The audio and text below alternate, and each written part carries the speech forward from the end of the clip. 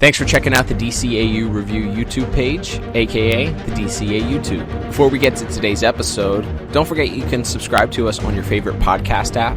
You can also check us out at DCAUreview.com for the entire library of archives of every DCAU Review episode to date, including bonus episodes and being able to sort by your favorite villains, best and worst episodes, and entire scorecards for each and every episode. New episodes of the DCAU Review debut every Saturday at 10 a.m., 9 Central. Your favorite podcasting app, DCAU.com.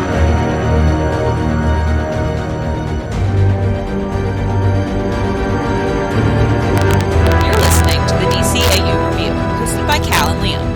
Streaming on iTunes and at facebook.com/DCAU Review. Now, here's today's episode.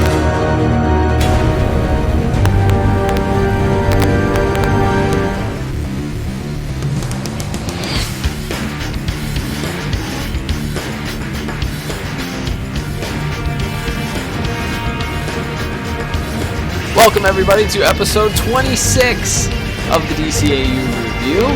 Hard to believe we've already been into this many episodes. As always, I'm your co-host, Cal. Alongside me today, as he is every single time we record one of these, is my brother and good friend, Liam. Episode 26. And it's an exciting one. We're covering our first episode of Batman Beyond today. Yes. We've obviously covered Batman, and we've been going through those one by one from the beginning. We took a little bit of a different path with Superman.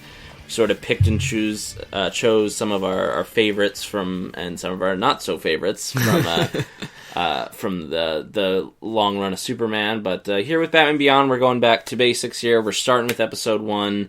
Rebirth, or technically episodes 1 and 2, Rebirth parts 1 and 2. It originally aired in primetime as an hour-long, I guess, kind of like a TV movie type deal. And so we're obviously reviewing it as kind of one episode, but it is on the DVD, and it's officially classified in the season as 2 separate episodes. But yeah, a lot to get into here. We're starting a new show, though. I'm excited. Yeah, it's great. I guess before we get into the actual episode and the breakdown and doing the scoring and such, as we did, I think, with Superman, it would be good just to share some of our thoughts, our memories on this. I can remember the very first promo that they played on the Kids WB announcing they were doing Batman Beyond.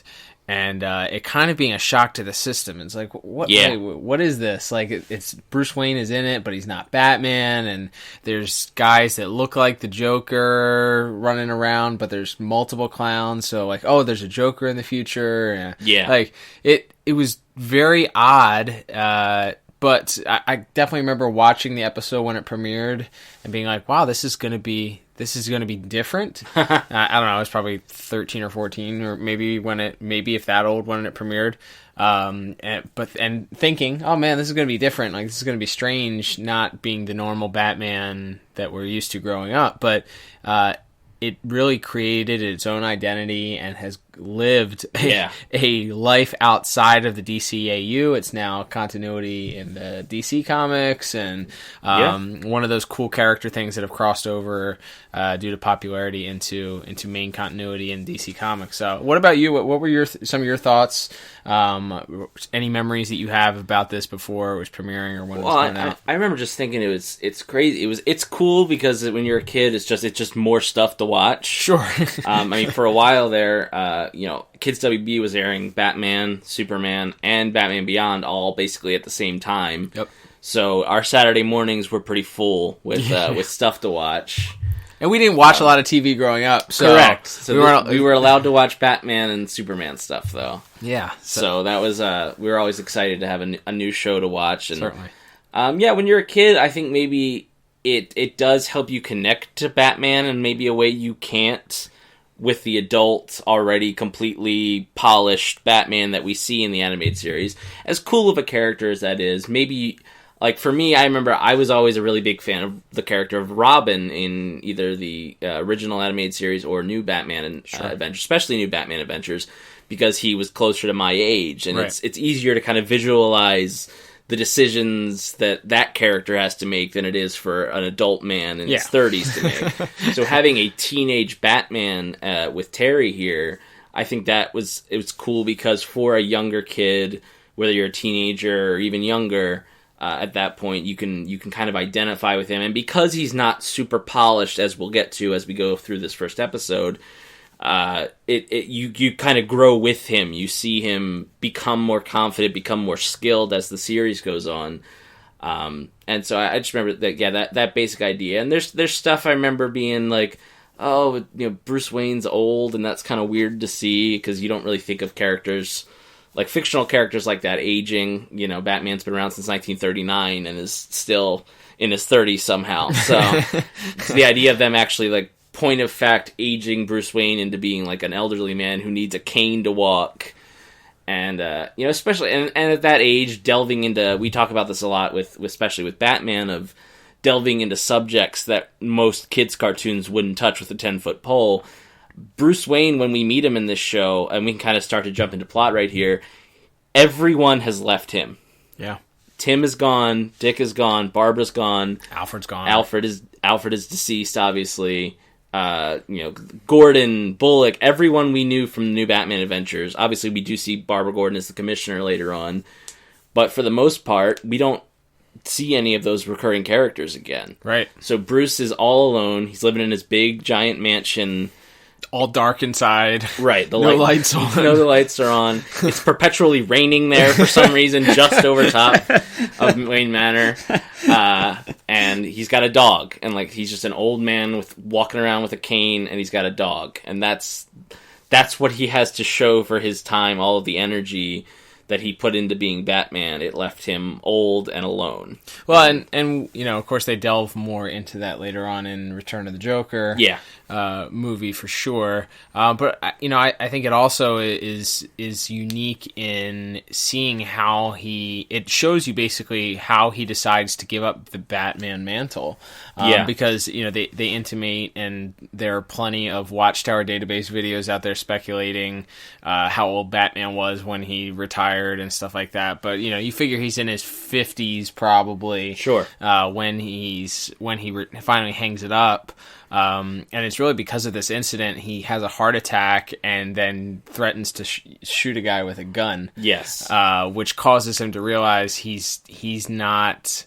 I don't know. Like, what do you think that the psychology behind that? He realizes that he can't do it anymore, like without resorting to things that he doesn't believe in, I guess. Yeah, I think that is kind of the long and short of it, is that his body is broken down, and he had to pull a gun on a very common thug. He wasn't fighting Bane or somebody, he was just fighting like a group of thugs who had kidnapped a girl. Right. And he's overcome with, as you said, this kind of heart attack, heart episode, whatever it's supposed to be, and has to pull a gun in order to save himself. And I think that is the moment of him.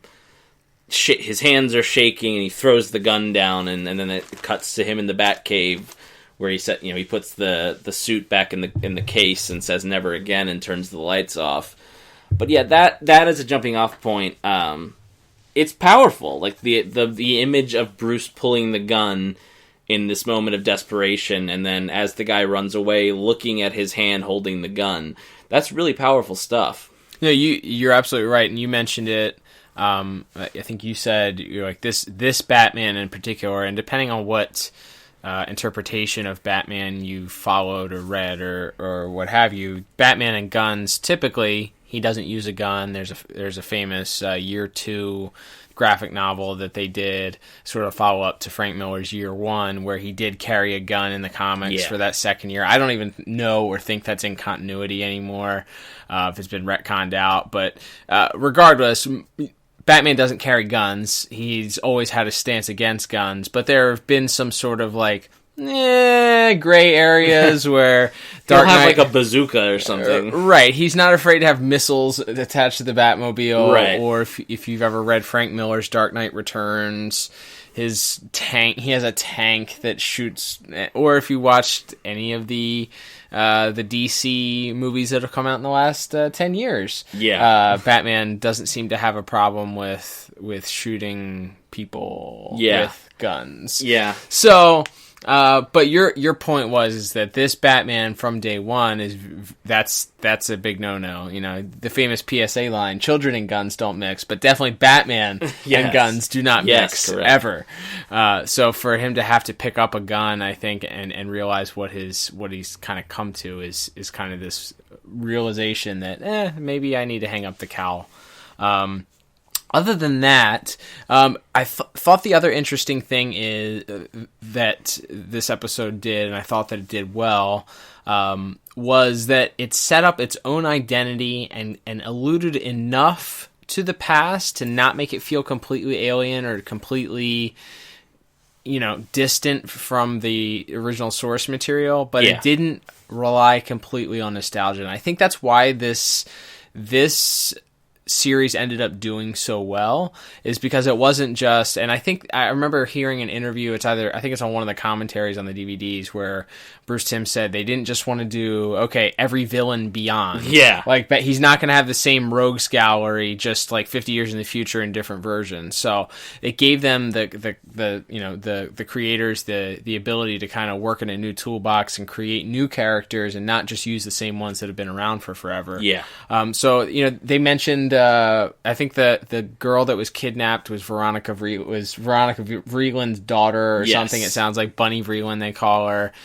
There's a mention, of course, of Commissioner Barbara Gordon, and then, of course, you have Bruce in the Batcave with the old uniforms of the Nightwing and the Batgirl, Robin, and Batman suits. Yeah. But other than that, they kind of let this episode stand on its own. It's not relying heavily at all on the Batman past. Yeah, that's very true. And that, I think, is to its credit. After that little, the 2-minute opening bit with Bruce, it immediately jumps 20 years later. They introduce you to Terry. They introduce you to the sort of overall world. The first thing you see is Terry's riding what is essentially a subway, but instead of it being like a train, it's basically an elevator where the poor of the city are sort of, it's still the same old Gotham for them. Right. It's still grimy, gross. There's still crime everywhere. But then it's sort of built on top of them, almost literally on their backs, is this sort of new utopia for the rich and powerful of Gotham. So seeing the subway elevator car literally take them from the slums up to, I guess, where they work or go to school, I thought that's really powerful. And immediately you meet one of the Joker's gang. Yeah. Immediately they start establishing and building that world.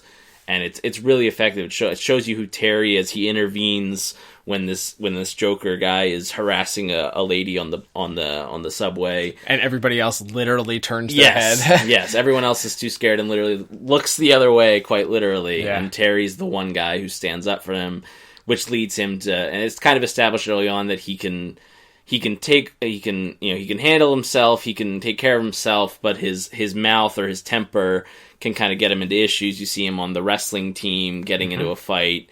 You see, the Jokers confront him again at a club later after he's had this fight with his dad, and which of course ends up leading to him being chased to Wayne Manor, right, where we finally get Terry and Bruce to meet. But that sort of that early establishment of Terry being a guy who will stand up for what's right. He may not be like the best kid. It's established that he's gotten into a lot of fights at school, but he's not it's made very clear that he is a good person and that he has a certain moral code, a certain attitude that he lives by, and that he can't just stand by when he sees injustice happening, especially to people he cares about. Absolutely. And I think, the rest of the plot is, it lays it out. It's an origin story. Yeah. And that in and of itself is also unique for Batman, because we didn't get a Batman origin story in the original Batman the Animated Series. So of course you have Terry,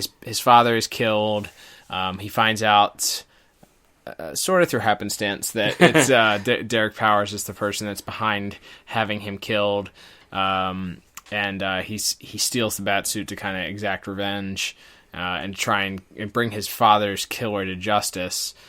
which is good because they didn't go down the route that he wanted to kill. Like, they could have easily just done the old cliched, oh, he's going to kill him, and Bruce has to convince him not to. His goal from the start, which kind of shows you his character, and maybe that's why Bruce decides so quickly to bring him into the fold, so to speak, is that his gut instinct wasn't to kill. It wasn't to kill the guy that killed his. Even though that's kind of what happened, he doesn't kill. His goal wasn't to kill the guy that killed his dad. His goal was to bring him to justice. So, for the plot overall, my score was 8 out of 10 because I think it's good, and you consider it in a bubble. Like, okay, this is a pilot episode.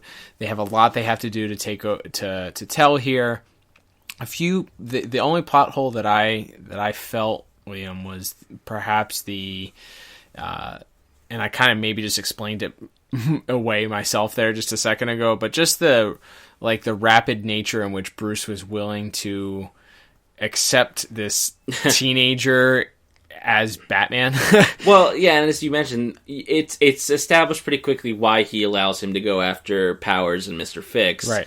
They talk about how, Terry tells him, like, I know you never got to confront your parents' killer, but not only can I confront them, I can also stop them from shipping nerve gas to a foreign government. Right. Like, I got, like, again, that speaks to who Terry is. And I also think it's worth bringing up that with Terry, we'll get into our plot scores here in just a second, but Terry sort of embodies traits, a lot of the comic book version of the Tim Drake Robin, in the sense that in the comics, he didn't set out to... He discovers that Bruce Wayne and Dick Grayson were Batman and Robin, and he realizes that Batman needs a Robin. Mm-hmm. But he doesn't immediately go, well, I'll be Robin. Right. He goes to Dick Grayson with the suit and says, you should be Robin. Right. Bruce needs you. His goal is not... He sees what needs to be done, but his immediate instinct is not, let me put on this suit. In the same way, Terry doesn't immediately go, hey, I want to be Batman. He begs Bruce to do something. Right. He begs him to put the suit on. You've got to... the literal line is, you've got to do something, you're Batman. Right. And when Bruce just tells him to go to the cops, basically. Right.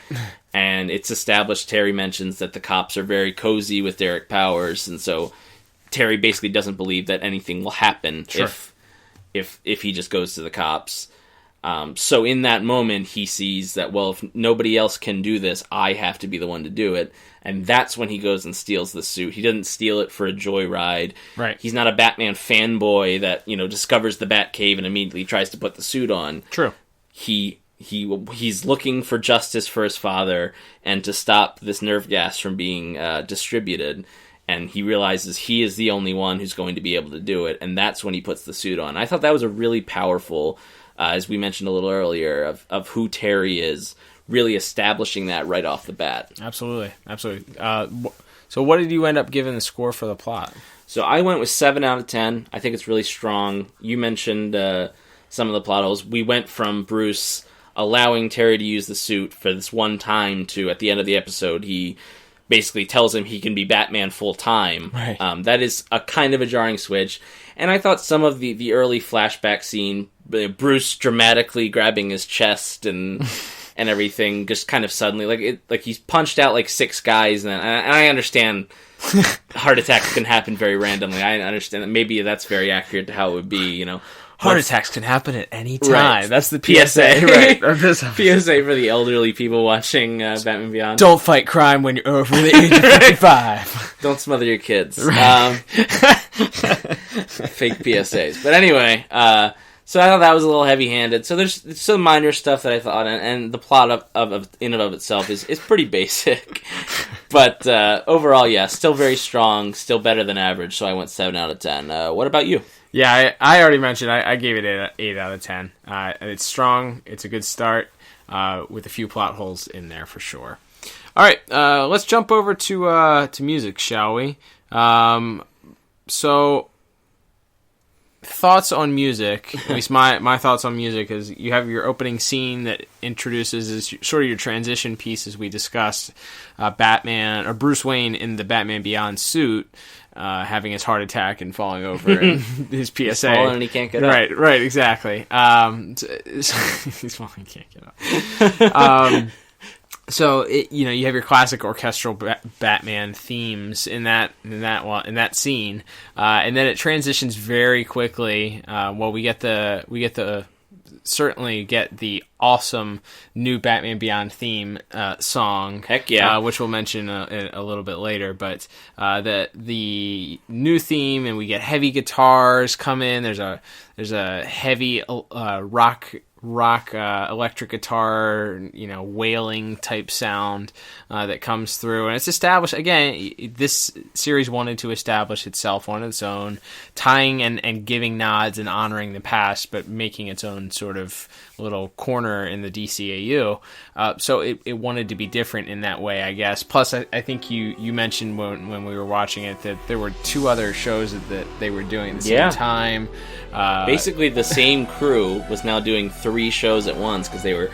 I don't exactly know the exact amount of time that all 3 shows were in production together, but obviously they were all airing together for, I think, well over a year. Right. So you had Superman, you had Batman, the new Batman Adventures, and then you had Batman Beyond. Right. All happening at or around the same time. So some of the same people. Shirley Walker looked like, I think we saw in the credits, she was a supervisor, but she wasn't.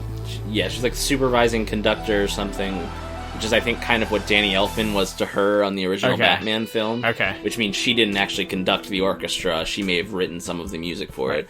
But Christopher Carter is the guy who made the main theme, who ends up becoming he does tons of work with the rest of the DCAU shows, Justice League and so forth. Michael McQuistion actually did the music for at least for part 2. Mm-hmm. So some of those newer conductors where it's not, where, again, because you're doing 3 shows at once, everybody can't be as hands-on as they would be when they were just doing 1 or even 2.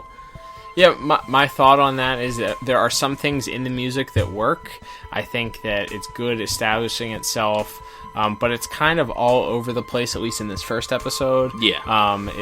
You get the orchestral, then you get the rock and roll, and then you get some like choiry phantasm type stuff in the background, which is good, and music is a big part of these episodes because I think it is such a different type of music. It's going to make a bigger impact naturally because it's guitars and it's drums and it's not just, and it's electronic sounds and it's not just strings and or harp or horns or whatever in the background. So I think it's going to stand out naturally automatically. But then the closing scene, so the very end scene where Bruce comes to Terry's mom's apartment after Terry stops the nerve gas delivery from happening, and he offers him this job, and it's the first interaction really between the two of them as allies, as Bruce calls it. He's offering him the quote-unquote job to be a gopher, but really he's offering him the mantle of the Batman, and it's kind of bizarre acoustic guitar with drums. It did, it was immediately, because I couldn't think of another episode. Maybe like the Justice League Old West episode, there's some acoustic guitar, but there's not a lot of acoustic guitar in DCAU music that I can think of. No, I think in the Forgotten episode, there is definitely there's some acoustic guitar in that, but that's because it's desert western or whatever. It's not western, but desert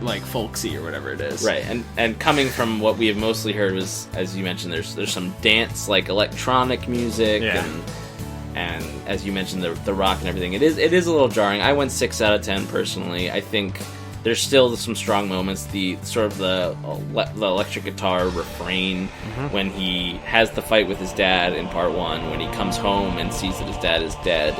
And then a few more times throughout the rest of the episode. I like the introduction of a more rock theme. It's not super overbearing when it's there, but I think what you raise is pretty valid as far as the. It's just a lot. It's just a lot going on. It's a lot, and it's all over the place, and it's hard when you're introducing a new, a new aspect of the universe, I guess. For that also to be kind of all over the place. So I gave it 5 out of 10. All right. So moving on to, I guess let's talk visuals next, Liam.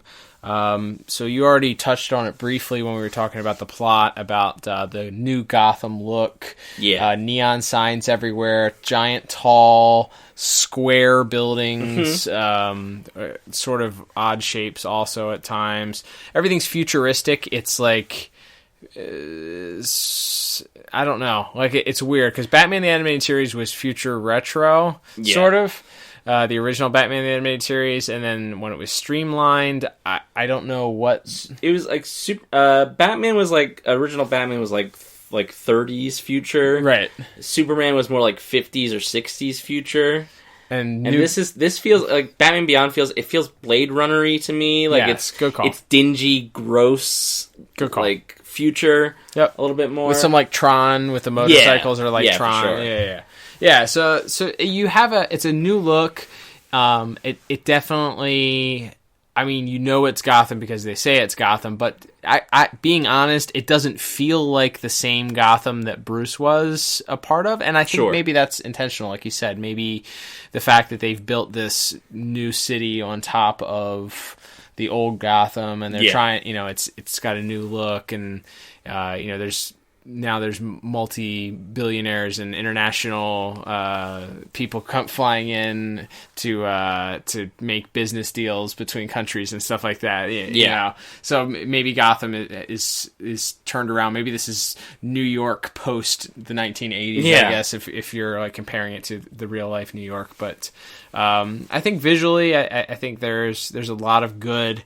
My score was a little bit lower than perfect. It was my score is 8 out of 10, and my one gripe is the scenes in the Batcave. And this is something from what I remember, they do throughout the series. It's just an odd choice. You have the Batcave, and it's supposed to be low lighting, and the Batcomputer is, lighting the faces of the characters in the Batcave, usually Terry and Bruce. And for some reason, it gives them this weird purple hue to their skin color, or to their clothes, and it changes their skin color from the normal flesh tone to this weird yellowy color. And Bruce's eyes are super like jaundice looking. Yeah, it's a very odd color choice, and it makes it feel like, I don't know, like it's worn down, or like the animation needed to be cleaned or something like that. It just feels like you're holding a yellowing comic book or something, like a yellowing newspaper or something like that. Like, oh, this is old and should be cleaned up or like preserved. And I feel like it's toned down a little bit once they switch to the digital animation, which I think is halfway through the second season. So I think it was toned down a little bit, but in these first 26, I believe, that are still in the traditional animation style, or coloring style. Right. Excuse me. It's real drastic. Like it's real purple. As you mentioned, his skin's real yellow. Like it's like, Bruce, are you doing okay, buddy? Do you need to go see a doctor? So that's that's why I brought it down to 8 out of 10 for me. What about you? Yeah, I went 9 out of 10. I think it's mostly very good. I kind of agree with you that those Batcave scenes are a little awkward, and like I said, I thought the opening scene was Bruce's heart attack was just so overly dramatic that it almost went into comedy for me. Just the way he was clutching his chest and everything. And I understand. Again, it is a show for children, and you can't do subtle with something like that. You need to be making it clear what is happening. But again, watching it through maybe a little bit more of an analytical lens, hey, it's still an opinion. 9 out of 10. Not quite perfect yet, but very, very good overall. And like I said, a lot of that comes from the design of the world. The backgrounds are very well done. Like we mentioned, and sort of the difference again between the upper and lower cities, and some of the car design, like Derek Powers' hover limo that he shows up to intimidate Terry. How about Blight's look? Blight is awesome. That's the thing. That's the actual, we kind of mentioned that the final scene, much like with Brainiac on the first episode of Superman, ends with the reveal that Derek Powers is now a glowy skeleton man. Let's kill the radiation. Oops, all of your skin and hair fell out. Sorry, sir. Right, which obviously will become a big plot point throughout the series. But he looks great. And again, it's pretty simple. He's just a glowing skeleton, but he looks so cool. Yeah. And it's a completely unique design within the DCAU. There's not really any other villain who looks like him. And I've never really read if Blight was sort of supposed to be a takeoff of the original Batman villain, Dr. Phosphorus, or not. Mm-hmm. Similar kind of look and powers, so I would assume there might be something there. I've never looked that up, but similar, again, skull face that's on fire, kind of a Ghost Rider type look, but they didn't go that way. His head's not on fire. It's just a skeleton that's glowing from the green radiation that he absorbed. So it's pretty. It's a pretty striking look, and it's instantly memorable. And I think that's what the legacy for Batman Beyond, as we go through this series, and we watch some of these episodes as we review them, is, to me, the character designs, because they were able to kind of create some of these guys from scratch, even if some of them are takeoff of another character, or an homage, or it's a futuristic. In the Return of the Joker, you have the futuristic version of the same Joker that you're used to. Right. They were able to do such cool. You think of guys like Spellbinder later on, and Shriek, and Stalker, and Ink, Curare. There's a lot of cool looking villains that they give Batman. I mean, there's some stinkers too in there. Mad Stan isn't like my favorite, but you have some really cool, visually striking, memorable villains that they give him in this, and Blight, I think, it definitely adds to that. Absolutely. Cool. All right, Liam, let's go to our final category of the day, which of course is voice acting. Why don't you tell the fine people at home who our key players are this week in our voice actors? Well, the obvious ones are our first time reviewing an episode with Will Friedle as Terry McGinnis, aka Batman. Mm-hmm. He's absolutely fantastic. He's really good. It's funny because he was a comedy actor. He was on Boy Meets World, probably most famously, and has done tons of other voice acting jobs. Of course, he was Ron on Kim Possible, the Disney cartoon from the mid 2000s, and it's just tremendous work. But there's a lot. He's got to do a lot of different types. He's not a one note character. Yeah. The scene where he's talking to his mother about when it is first perceived to have been a Joker's attack that killed his father, and he's talking about how did they trace it back to me, and why did I leave? If I had been here, I could have stopped it. Ter, you haven't said a word all day. Don't you want to talk? Why would he open the door, Mom? What? They were jokers. He wouldn't have opened the door. He would have looked first. How'd they trace me back to him? Honey, we don't know if it's the same gang. You've got to stop. I should have been there. I could have helped him. I could have done something. No. Yes!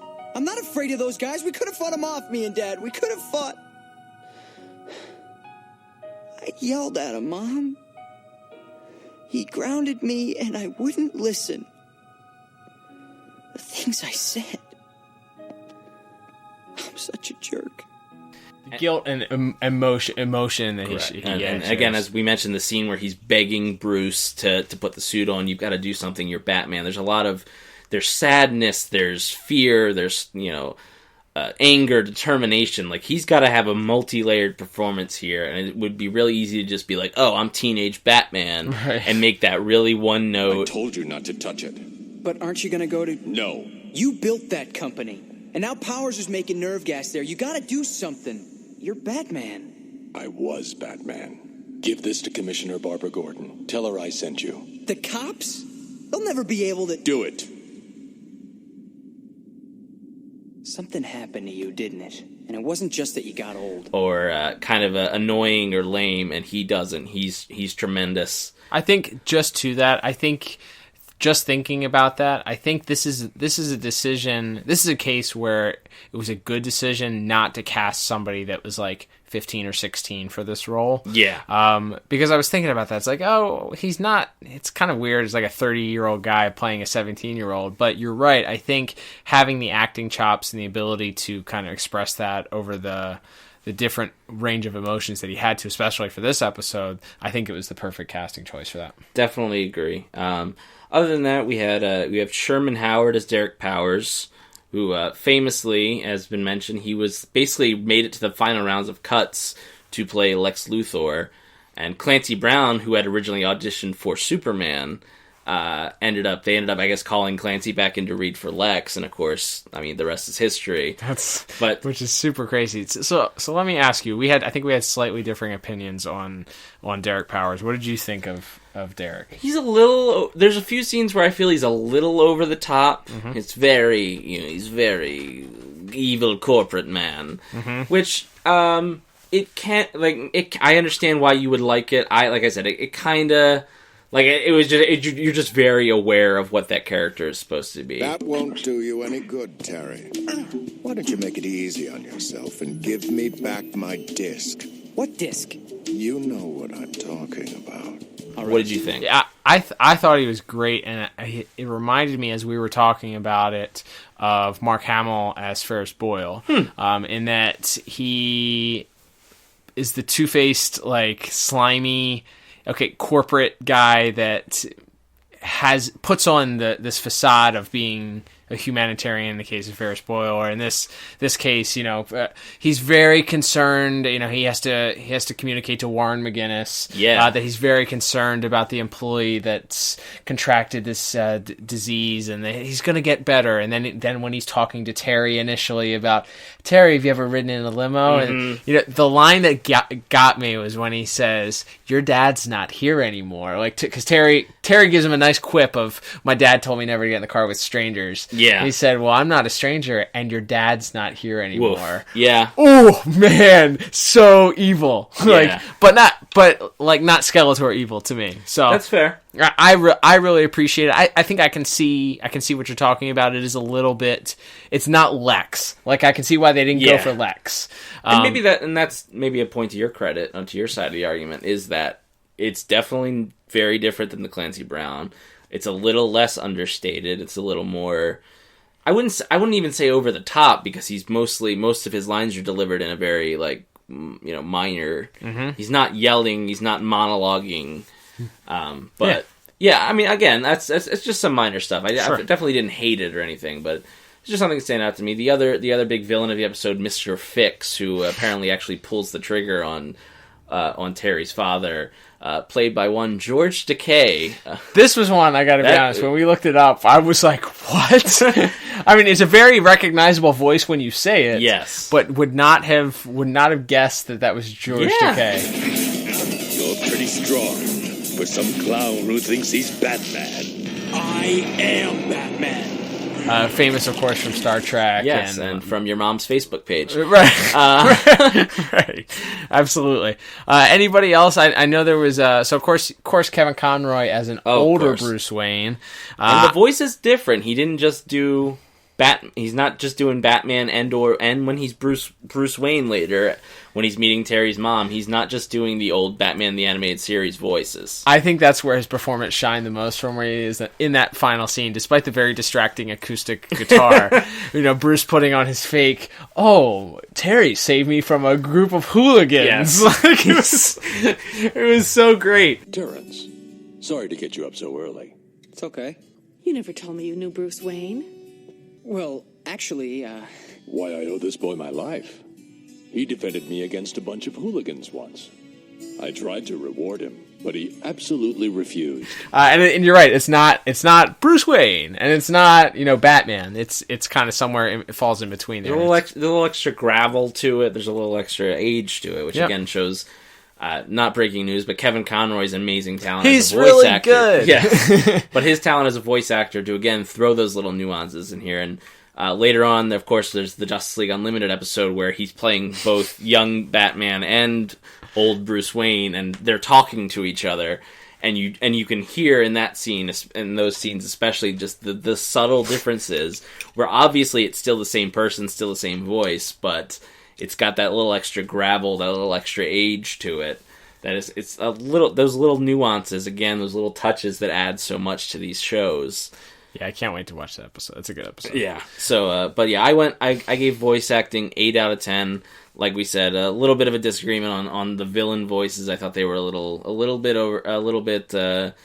over the top for my taste, but a really strong course. We of course have to mention DCAU legend Corey Burton. I was going to say the we can't leave him out. Kasnian Prime Minister. Yeah, he was really good. It was like, oh, it's Corey Burton. Just doing I guess Kasnia is basically just Russia. We figured out, right? Yeah, it's Russia. He looked a little like Gorbachev, and it's like definitely Russia. Yeah, and then just rounding out the cast, we had Michael Gross as Warren McGinnis. He's a pretty well known actor. If you look him up, you'll know who he is. He does a fine job as sort of the concerned father, and also the little bits we see of him interacting with Powers when he's trying to figure out what's going on is good. Terry Garr as Mary McGinnis is good. She doesn't have a lot to do, but sort of her role is. I'm sure we'll talk about her in later. And it's established Terry doesn't live with her, so her having to come to him with her ex-husband now being dead, and then the scene at the end with her and Bruce, is, as you mentioned, is a lot of fun. Absolutely. And, of course, we cannot mention, since we just talked about him as a voice actor last week, Bruce Timm as the leader of the Joker's gang. It's okay. I can handle this. Who do you think you're talking to, old man? We're the Jokers. I will say, he's great. This is the defining Bruce Timm Redemption this role. week is spelled B-R-U-C-E. Yes, absolutely. I thought he was great as the Joker's villain. He doesn't have a ton to say, but like everything he says is such a joy. And he does get to deliver the "Who do you think we are, old man? We're the Jokers." Yeah, that's Kevin. And then Bruce and Terry get to beat them all up. And he does show up a few more times throughout the series, this Joker's gang leader. This is true. Voiced by Bruce Timm, so it's... so if you were putting together a tape reel of like his greatest acting bits, this would go on it, but last week's performance in Beware the Great Ghost would not go on there. No, right? I don't think so. Okay. Well, my score, based on just everything that we just talked about, I gave it a 10 out of 10. So a perfect score for this week, which brings my total for our categories here up to, let's see, we have 31, it looks like. Yep, 31 out of 40. Liam, what about you? I am also at 31. But wait! It is the bonus point sound. Liam, I have a bonus point that I would like to add. We actually didn't discuss this before we went on the air, but if you have a bonus point, please feel free to cut in also. But I'm going to give the episode a bonus point, as we briefly mentioned before, for the new Batman theme song and intro coming into Batman Beyond. The Batman Beyond theme song is legendary to me, Absolutely. at least. Ranks right up there. Instantly memorable. And we talked about in a time where shows were just using recycled footage from episodes, especially in the DCAU. You had recycled footage in Superman's intro. You had a somewhat like half and half when they did the new Batman Superman Adventures intro. There's a few original shots, but most of it is just clips with like little filters put over top of them. But there's a cool, instantly memorable, like, as soon as you see or hear the Batman Beyond intro come on, you're about to see a Batman Beyond episode. Like, it's instantly memorable. So absolutely, I'm giving us a tie-breaking bonus point of for the new Batman and Batman Beyond intro. Any bonus points for you? No, not this week for me. So okay, we're gonna sit where we are with our 31 for me and 32 for you. Perfect. All right, so that will bring our scores. I had a lot of fun doing this one, Liam. It's great. I'm excited to get to jump in here with this show, and we're gonna stay here for a little while. Yeah, review a couple of these episodes before we decide what we're gonna do next. But yeah, it's always fun. That's part of the fun of being able to talk about the entire DCAU. And when we first were kind of workshopping ideas, we thought maybe we'll just do an animated series, original Batman podcast, and just do a ranking of that and call it a day. And once we started to expand it and thought, hey man, we could Batman Beyond. And for me personally, fun fact, I was banned by my father from watching this show for a while because something on one episode scared me. Yep. So I was just told I wasn't allowed to watch it for a while. So I didn't get to see these episodes as much. Like I would see them ones we had on that we taped off of TV later on, and then obviously once the DVDs came out in the later 2000s, I saw them. But it's also exciting for me because these aren't necessarily as ingrained in me the way that the Batman or Superman or certainly Justice League are. Sure. So this is also kind of fun, specifically for me, just because I didn't see these as many times. So I feel like I have a little bit of fresher eyes with this compared to Batman or Superman. Sure, I think it's gonna be a lot of fun. All right, so with that, we will wrap things up. Thank you for listening to us. As always, whether you listen to us on iTunes, at DCAUreview.com, or through the Google Podcast app, perhaps you listen to us another way. We thank you for checking us out. Don't forget to check us out on Twitter. Liam, you're the Twitter DCAU Review Twitter guru. Tell the good people where and how. Well, I just told them. So tell them what they can do to interact with us and how you'd like to hear from them. Well, we always like to get feedback on our episodes. Obviously, we would appreciate it if you would give us a review on iTunes, that sort of stuff. But as far as the Twitter goes, again, you can find us at DCAU Review. Love just hearing opinions on the episodes we're reviewing. Obviously, we've talked about, we've jumped around a little bit. We've done a lot of Batman, early Batman, Season 1. We've done some various Superman. Now we're getting into Batman Beyond. Just love to hear people's memories of these shows. I was talking with somebody this week about the different Japanese animation teams that put these shows together and how that resulted in different sort of on or off model stuff. Really, that real nerdy stuff. That's nerdy. The good stuff, man. that I live for is stuff like that. And certainly voice acting. I love seeing fan art that people tag us in. Absolutely. That's all really awesome. I really, really like being part of this community. It is really cool.